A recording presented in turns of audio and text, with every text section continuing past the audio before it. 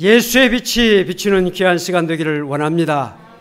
하나님의 치료의 광선이 사랑하는 성도 여러분들 연약한 부분을 다 치료해 주시고 강건케 해주시고 치료해 주시는 역사가 임하게 되시기를 바랍니다.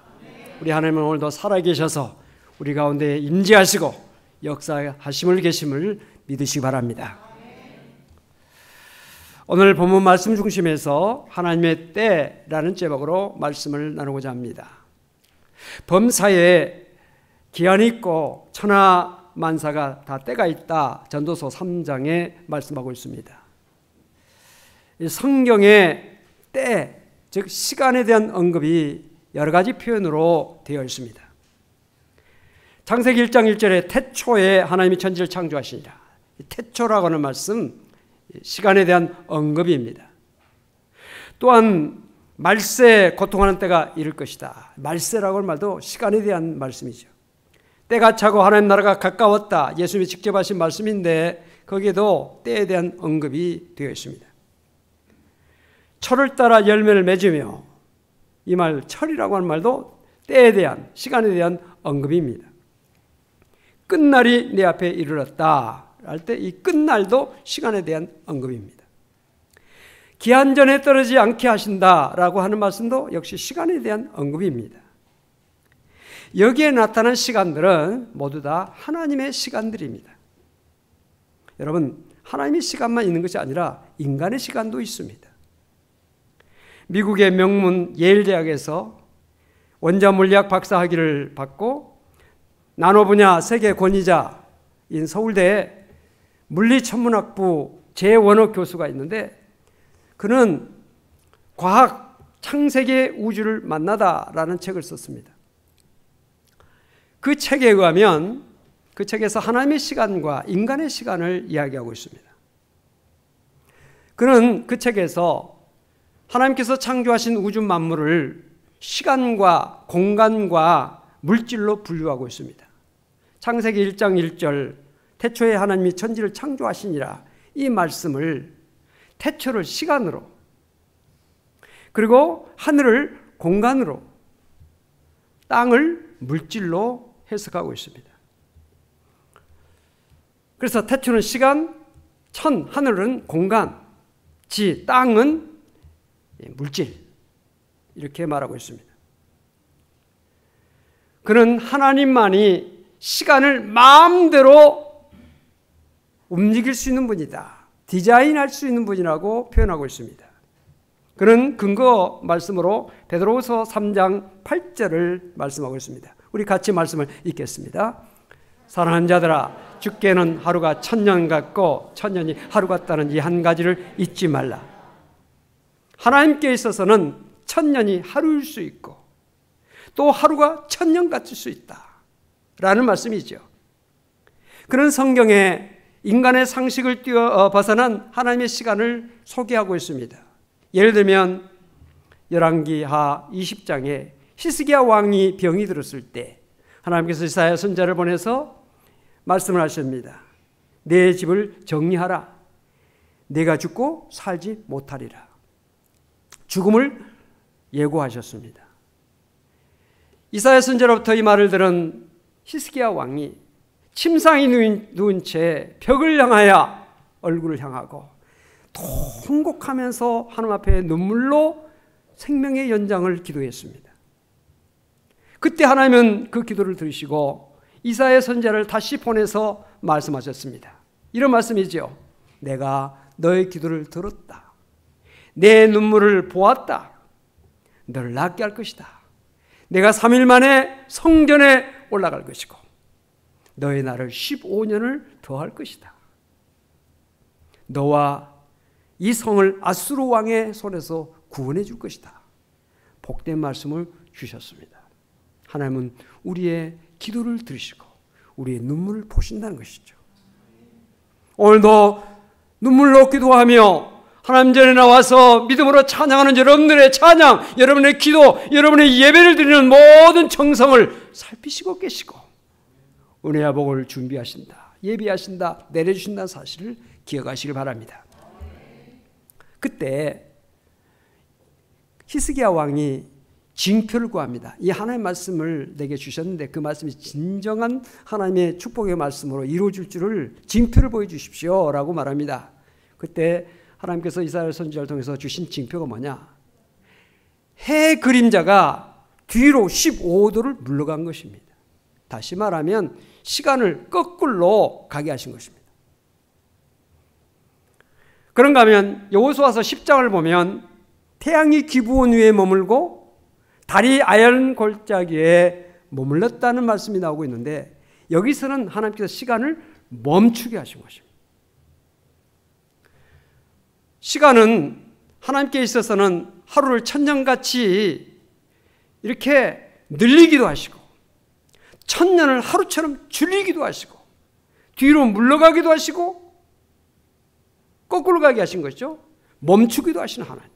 그러니까 시간을 마음대로 하나님께서 시간을 창조하셨으니 창조하신 하나님께서 우리 인간의 상식과는 이건 이해가 안 되지만 마음대로 하나님께서 시간을 줄이기도 늘리기도 멈추기도 하시고 물러가기도 하시는 하나님이시다. 믿으시기 바랍니다. 그런데 우리 인간은 하나님께서 창조하신 피조물이고 또 하나님께서 창조하신 시간 속에 살고 있습니다. 그렇기 때문에 우리는 시간을 마음대로 늘리거나 줄이거나 할 수 없어요. 단지 주어진 시간을 우리가 어떻게 잘 관리하느냐, 어떻게 그 시간을 우리가 감당하느냐, 그것이 중요한 것입니다. 그런데 하나님께서 우리에게 주신 이 축복의 시간, 우리가 잘 관리하고 그것을 감당해야 될 시간을 우리가 어떻게 하고 있습니까? 우리가 흔히 시간에 매인다라는 말을 많이 합니다. 시간의 노예가 되고 있는 거죠. 시간에 쫓긴다라고 하는 말을 합니다. 우리가 시간을 다스리고 시간을 우리가 주장해야 될 사람이 시간에 왜 쫓깁니까? 왜 우리가 시간에 매입니까? 이것은 마귀가 우리가 하나님의 말씀대로 살지 못하도록 하는 거예요. 우리를 막 바쁘게 합니다. 현대인들 특징이 뭡니까? 바쁜 거예요. 서울, 부산 KTX가 2시간 초반대를 달립니다. 옛날에 비하면 엄청난 빠른 속도로 갑니다. 그런데도 그것도 늦다고 더 빠른 속도를 추구하고 있습니다. 일본의 신간생, 이번에 차세대 신간생이 시험 운행됐는데 시험 운행 중에 시속 400km가 나왔어요. 서울, 부산을 거의 1시간 정도면 갈 수 있다는 시간이에요. 그런 정도 앞으로 더 빠르겠죠. 그러면서도 우리가 시간에 매여 있고 쫓겨 있고 시간에 의해서 우리가 지금 좌우되고 있는 거예요. 오늘도 시간이 없어서 하나님 앞에 나와 예배드리지 못한 성도들이 있을 수 있어요. 오늘 제가 예배를 위해서 묵상하며 기도하는 가운데 갑자기 마음속에 안타까운 마음이 들었어요.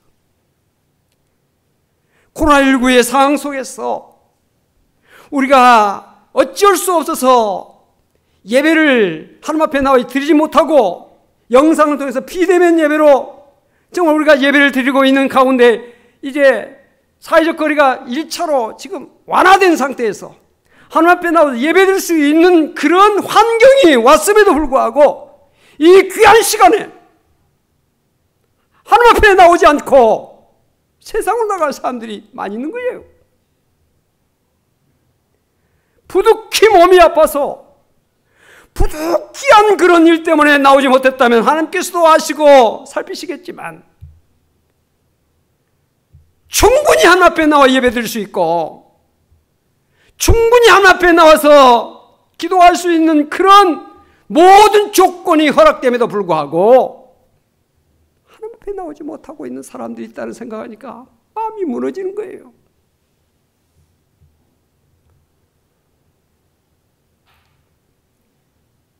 여러분, 우리에게 주어진 이 자유, 우리에게 주어진 이런 축복된 이런 시간들을 우리가 정말 하나님 앞에 마땅히 드려야 될 예배 시간에 예배드리지 못하고 육을 위해서, 쾌락을 위해서 세상으로 나간다면 우리의 찬양유에 거하시며 우리의 예배를 받으시기를 원하시며 우리를 통해서 영광 받으시기를 원하시는 하나님께서 어찌 보시겠느냐. 마음이 너무 아픈 거예요. 예배 드릴 수 있을 때, 시간 좋아졌을 때, 환경 좋아졌을 때, 할 수 있을 때 해가 아직 있을 때, 아직 낮의 시간에, 우리가 활동하는 시간에 최선을 다해서 하나님 앞에 찬양하고 기도하고 예배드리며 하나님께 영광 돌리는 삶을 사는 여러분들이 되시기를 바랍니다. 코로나19가 우리의 삶을 많이 흐트러지게 하고 있어요. 예배드리기를 힘쓰지 못하는 그런 사람들 가운데 코로나19가 다 해결되면 가겠지. 그때 갈 거라고. 그렇게 하면서 주저앉아 있는 사람들이 너무나 많이 있어요. 할 수 있을 때, 환경 주어졌을 때, 건강 주실 때, 시간 주실 때, 능력 주실 때, 가능성을 주실 때 힘써서 주님을 찬양하며 주님께 기도하며 예배드리며 영광 돌리시는 오늘 우리가 되어지기를 바랍니다.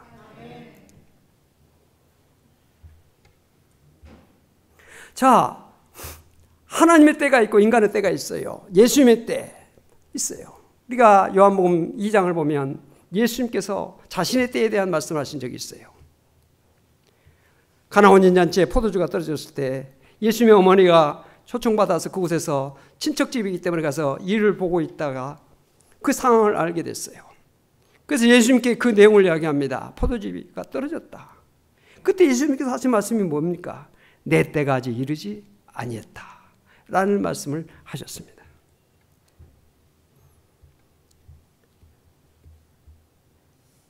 또한 요한복음 7장에도 보면 예수님의 동생들이 당신이 메시아이시면 예루살렘에 올라가서 자신을 드러내십시오 라고 말할 때 내 때가 아직 이르지 않았다 라고 예수님께서 말씀하셨어요. 자, 오늘 본문 우리가 잘 알고 있는 내용이죠. 베단이 예루살렘에서 약 5리 정도 된 거리에 있는 동네입니다. 그 동네에 나사로가 살고 있었고 나사로의 누이 마르다와 마리아가 살고 있었는데 그 사람들 다 예수님께서 사랑하시는 사람들이다 성경이 말씀하고 있어요. 그런데 그 나사로, 예수님의 사랑받는 나사로가 병이 들었다고 지금 멀리 계시는 예수님께 전가를 보낸 겁니다. 오라버니가 지금 병 들었다고.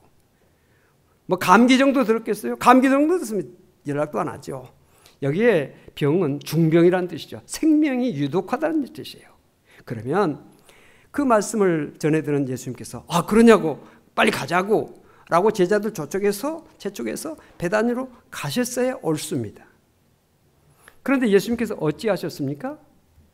6절 말씀을 같이 읽겠습니다. 나사로가 병들었다함을 들으시고 그 계시던 곳에 이틀을 더 유하시고, 그 말씀을 듣고도 그 계시던 곳에 이틀이나 지금 촌각이 급한 시간에 이틀이나 그곳에 머물러 계셨어요. 급한 일이 계셨습니까? 성경에 좌우로 다 봐도 급한 일이 있었다, 급박한 일이 있었다는 이야기가 없어요. 특별한 일이 없음에도 불구하고 이틀을 그곳에서 더 머무셨습니다. 그리고 베다니를 향해서 가셨습니다. 베다니에 가셨으면 바로 그 집으로 가셨어야지요. 그런데 동네에 아직 들어가지 아니하시고 밖에 계셨어. 머무르고 계셨어요.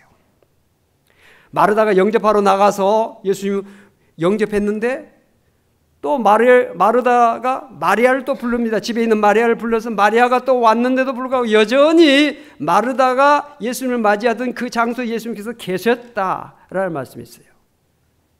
자, 예수님이 왜 이렇게 지체하셨을까? 예수님께서 왜 이렇게 지연을 하셨을까? 시간을 지연하신 것입니다. 왜 그랬을까요? 하나님의 때를 맞추기 위해서예요. 하나님의 시간을 맞추기 위해서 사람들이 너무나 조마조마하지만 지루하지만 어찌 이런 일이 있을까 하지만 하나님의 시간을 맞추시기 위해서 하나님께서 기다리신 것이에요. 인간은 급하지만은 인간의 뜻을 뛰어넘는 하나님의 뜻이 그 가운데 있기 때문에 하나님께서는 지연하신 것이에요.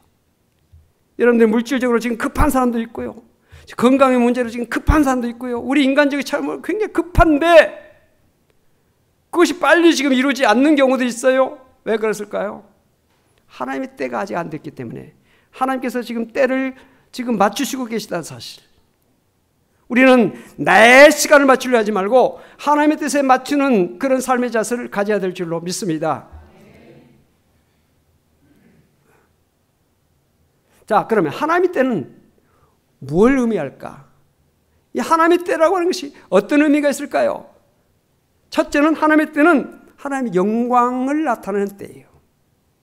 하나님께서 지금 시간을 지금 맞추시는데 그 시간을 어디다 맞추고 계시느냐? 하나님의 영광을 나타내는 때를 맞추시고 계시다. 그걸 우리가 알아야 돼요. 예수님께서 나사로가 병들었다는 말씀 들으시고 하신 말씀 있죠.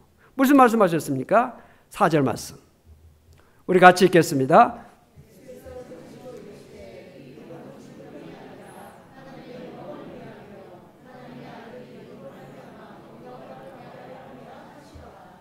나사로가 병들었다는 말씀을 들으셨어요. 들으시고 하신 말씀이 뭐냐? 이 병은, 이 나사로의 지금 중병은 지금 죽을 병이 아니다. 하나님의 영광을 위한 병이고 또한 하나님의 아들이 이로 말미암아 영광을 받게 하려고 하는 병이다. 그 말씀하셨어요. 그렇기 때문에 예수님께서는 서두르지 아니하신 것이죠.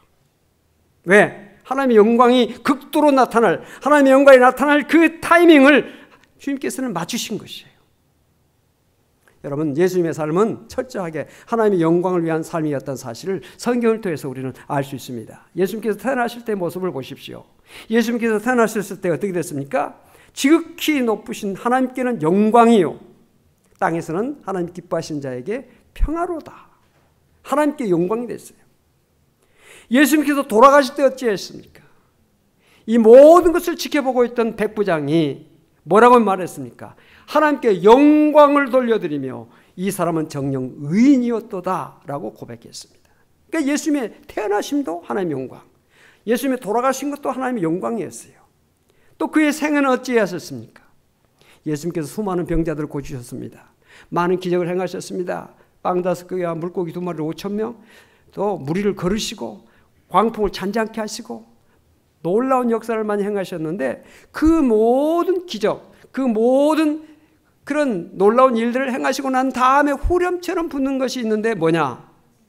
하나님께 영광이 됐다는 거예요. 우리의 모든 일을 행하고 나서 하나님께 영광이 되어지기를 바랍니다. 예. 예수님의 삶이 바로 그거였어요. 여러분, 우리 성도는 하나님의 자녀로 택함받은 오늘 우리들은 우리의 삶의 목적, 우리의 삶의 그 이유가 어디 있느냐? 하나님의 영광이에요. 하나님의 영광. 우리를 구원하신 것도 하나님의 영광을 위한, 우리를 믿음으로 축복해 주신 것도 하나님의 영광을 위함이요, 우리에게 귀한 생명, 우리의 귀한 건강, 우리의 가정, 직장, 일터, 물질, 지혜, 재능, 이 모든 것 하나님의 영광을 위하라고 주신 것이에요. 우리가 잘 알고 있는 고린도전서 10장 31절, 우리가 잘 알고 있지만 하나님의 말씀을 다시 한번 마음속에 새기는 의미에서 같이 읽겠습니다.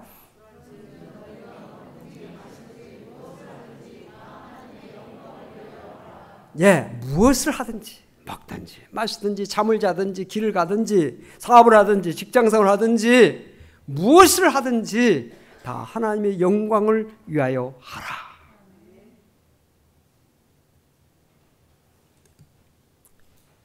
여러분, 이 하나님의 때는 하나님의 영광을 위하는 때다. 믿으시기 바랍니다. 다음에 하나님의 때는 믿음 연단의 때입니다. 예수님은 이 때를 나사로 본인은 물론이고 마르다와 마리아 그리고 제자들, 심지어 그 베다니 그 동네 모든 사람들 뿐만 아니라 주변의 많은 사람들까지라도 믿음의 연단을 위한 기회로 삼으셨다는 것을 알 수 있습니다. 11장 15절의 말씀을 우리 함께 읽겠습니다. 내가 거기 있지 아니한 것을 너희를 위하여 기뻐하노니 이는 너희로 믿게 하려 함이라. 그러나 그에게로 가자 하시라. 네. 나사로가 병들었을 때 베다니에 가지 않는 것을 그 이유가 어디 있느냐? 믿음을 주시기 위해서라는 거예요. 믿음.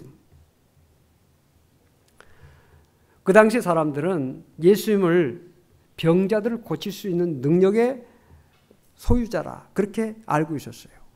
그래서 사람들을 보내서 멀리 계신 예수님 부른 거 아닙니까? 예수님께서 오시면 병든 자를 고치실 수 있다. 이런 믿음을 가진 것입니다. 그러나 예수님께서 그 믿음을 더 성숙한 믿음으로 더 발전된 믿음이 되기를 원하셨습니다. 그 믿음은 뭐냐? 예수님은 병든 자를 고치실 뿐만 아니라 죽은 자도 살리시는 분이시다. 그런 것을 알게 하시기 위해서 지체하신 것입니다. 마르다, 마리아 다 믿음의 사람이지만 아직도 신앙이 온전치 못했습니다. 그들의 신앙은 아직 제한적입니다. 요한복음 11장 21절을 보면 마르다가 이런 고백을 합니다. 21절 같이 읽겠습니다. 마르다가 예수께 여짜오되, 요한복음 11장 21절 읽겠습니다.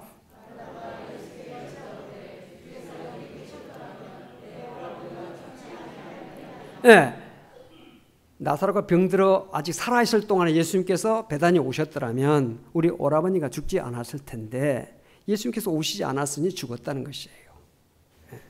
즉 예수님은 병은 고치실 수 있지만 죽은 자는 어찌할 수 없다라고 하는 신앙의 제한적인 모습을 우리가 볼 수가 있습니다.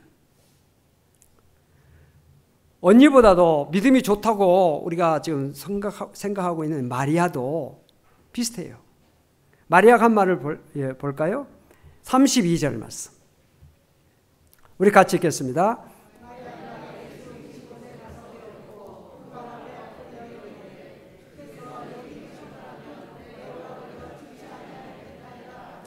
언니가 한 말과 똑같습니다. 하나도 달리지 않아요. 주께서 여기 계셨더라면 내 오라버니가 죽지 아니하였겠나이다. 똑같아요. 비슷해요. 예수님께서 나사로의 무덤 앞에 가셔서 돌문을 치우게 하십니다. 유대 나라의 매장법은 자연적으로 생긴 그걸 이용하는 수들이 많습니다. 거기에 이제 돌로 문을 만들어 가지고 거기에 닫아 놓습니다. 또는 바위에 구멍을 파 가지고 인조로 인공구를 만들어 가지고 거기에 시신을 넣고 돌로 문을 어구를 닫아 놓습니다. 그러면 이제 공기가 소통하면서 자연적으로 그 시체가 이제 썩어지고 탈골이 되고 이래 가지고 나중에는 이제 뼈만 남게 되겠죠. 다시 말하면 인봉을 완전히 하지 않았기 때문에 시체가 썩으면 냄새가 바깥으로 나오는 거죠. 그 베드로의 나사로의 무덤 앞에 가니까 냄새가 나는 거예요. 벌써 썩어서. 여러분들 사람 썩는 냄새 맡아보신 적 계시죠? 너무 독합니다. 코에서 피가 날 정도. 코피 나요. 굉장히 독합니다. 더군다나 완전 인봉되어 있지 않기 때문에 돌로 대충 막아놨으니까 냄새가 얼마나 나오고 있어요. 가니까 벌써 냄새가 나나이다예요. 지금 바로 돌아가셔요. 바로 사람이 죽어가지고 바로 지금 죽었으면 살려내면 어떻게 될 수도 있을 것이다 생각하지만 벌써 나흘이나 돼가지고 벌써 그냥 뭐 여러분들 여름 같은 데는요 사람이 죽으면 바로 그냥 부패합니다. 바로 나흘이나 됐어요. 다시 말하면 안 됩니다. 만류하는 거죠. 그러나 예수님은 뜻을 굽히지 않고 돌문을 옮겨 놓으라. 어찌할 수 없는지 옮겨 놓았겠죠. 그러고 난 다음에 예수님께서 하신 말씀이 뭡니까? 나사로야 나오라. 그랬을 때 죽었던 나사로가 수의를 입은 채로 걸어 나온 겁니다. 할렐루야. 죽은 나사로가 살아가지고 수의를 입은 채 사람들 앞에 나타난 겁니다. 사람들이 얼마나 놀라웠겠습니까? 얼마나 이 놀라운 모습을 보면서 이게 정말 꿈이냐 생시냐 이거 정말이냐 아마 그 현장을 보지 못한 사람들은 말로만 듣는 사람들은 믿지 않았을 거예요. 예수님은 나사로를 죽음에서 살리심을 통해서 지금 예수님께서 그 십자가를 지시고 지금 돌아가실 날이 얼마 남지 않았어요. 그를 대비해서 나사로, 마리아, 마르다 그리고 제자들에게 부활의 주님을 믿는 믿음을 심어주시려고, 죽은 자 가운데서 살아나신 예수님에 대한 그 믿음을 갖게 하시기 위해서 이런 기적을 행하신 것입니다. 믿음의 연단이지요. 믿음의 연단. 그래서 기다리고 오라버니가 죽었어요. 예수님은 금방 하루 만에 달려올 수 있는 그 거리에도 불구하고 나흘 동안이나 돌아오지 않고 계시니 얼마나 그들의 마음이 고통스럽겠습니까? 그럴 줄 몰랐다고, 우리를 사랑하신다고 그렇게 말씀하시더니 그 사랑이 거짓말이네. 얼마든지 시험 들고 얼마든지 서운하고 얼마든지 실망하고 예수님 오면 얼굴도 안 보겠다, 그렇게 할 수 있었겠죠. 그러나 마르다는 뛰어나갔어요. 마리아도 갔어요. 예수님을 붙잡고, 예수님이 오셨더라면 우리 오라버니가 안 죽었을 텐데, 눈물 흘리면서. 그러나 예수님을 붙잡고.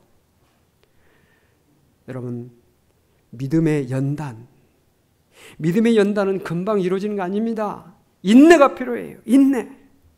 야고보서 1장 3절 4절 보니까 믿음의 시련이 인내를 만들어내는 줄 너희가 알미라. 인내를 온전히 이루라. 인내를 온전히 이루라.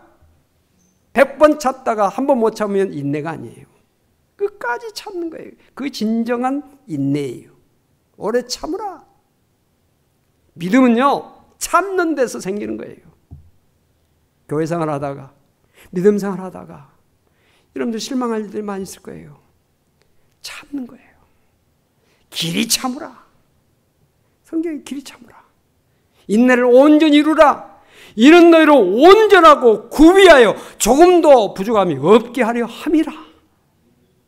우리를 온전하게 하시기 위해서, 우리를 구비하게 하시기 위해서 연단이 있다는 사실이에요. 예수님께서 지체하신 것은 그들의 믿음을 연단하시기 위해서, 또한 그 모든 것을 통해서 그들의 믿음을 상승시키기 위해서, 믿음을 성장시키기 위해서, 죽은 자도 살리시는 예수님에 대한 그 믿음을 갖게 하시기 위해서 이런 시련의 기간을 주신 것이에요. 사랑하는 성도 여러분들, 어떤 상황 속에서도 여러분의 믿음이 발전하고 성숙한 믿음으로, 정말 온전하고 구비하여 부족하면 믿음으로 새로워질 수 있고 발전할 수 있기를 주 이름으로 축복합니다. 또한 하나님의 때는 불신자에게 믿음을 주시기 위한 때입니다. 지금 초상이 났으니까 그 당시에 지금도 그렇지만 초상이 나면 사람들이 다 옵니다. 와서 조문하죠. 같이 슬픔에 동참합니다. 내가 보니까 이 성경에 나사로랄지 마리아, 마르다의 그의 삶의 모습을 보면 많은 사람들에게 사랑도 받을 수 있을 거예요. 그래서 그 나사로가 세상을 떴을 때 사람들이 많이 왔을 것입니다. 그런데 그 사람들이 와가지고 이런 기적의 모습을, 현장을 그들이 목격했습니다. 그런데 나사로가 죽고 난 다음에 당도하기 전에 예수님을 향해서 빈정거리는 사람들이 있었습니다. 37절에 보니까 이런 말씀이 있어요. 그중 어떤 이는 말하되 맹인의 눈을 뜨게 한 이 사람은 죽지 않게 할 수 없었더냐. 아니, 눈먼 자는 눈을 뜨게 하신 다는 그분이 죽은 자는 어찌할 수 없구나. 죽은 자는 어찌할 수 죽지 않게 할 수 없었더냐. 눈먼 자의 눈을 뜨게 하신 분은 이 나사로는 죽지 않게 못했느냐라는 빈정거리죠. 그들의 불신자의 완악한 모습입니다. 그때 예수님께서는 그 불신앙을 안타까워하시면서 하신 말씀이 있습니다. 42절에 보니까 이런 말씀이 있습니다. 우리 같이 한번 읽어보실까요? 항상 내 말을 들으시는 줄을 내가 알았나이다. 그러나 이 말씀하옵는 것은 둘러선 무리를 위함이니 곧 아버지께서 나를 보내신 것을 그들로 믿게 하려 함이라. 하나님께서 나를 보내신 것을 그들로 믿게 하기 위해서 예수님께서 지금 기적의 역사를 행하신다는 것이죠. 그리고 그들, 빈정거리는 그런 사람들, 믿지 않는 그런 사람들 앞에서 나사로를 살려내신 것입니다. 나사로가 살아나자 많은 사람들이 몰려왔습니다. 12장 9절 말씀 우리 같이 읽겠습니다. 유대인의 큰 무리가 모여 예수께서 여기 계신 줄을 알고 오니 이는 예수만 보기 위함이 아니요 죽은 자 가운데서 살리신 나사로도 보려 함이니라. 중병에 걸렸던 사람이 살아났으니 도대체 그 사람 정말이야? 사람들 말만 듣고 내가 가서 직접 봐야지 라고 한 사람들, 또 그 사람을 살리신 그 예수님이 도대체 어떤 분이냐, 예수님을 보러 온 사람들이 많이 있었다는 것이죠. 그래서 불신자에게 믿음을 주시기 위해서 주님께서는 때를 지연도 시키시기도 하시고 또 죽은 자도 살리시는 기적을 행하신 것입니다. 자, 하나님의 때가 있다는 사실을 믿으십니까? 하나님의 때가 있다는 사실을 여러분들 아시죠 이제?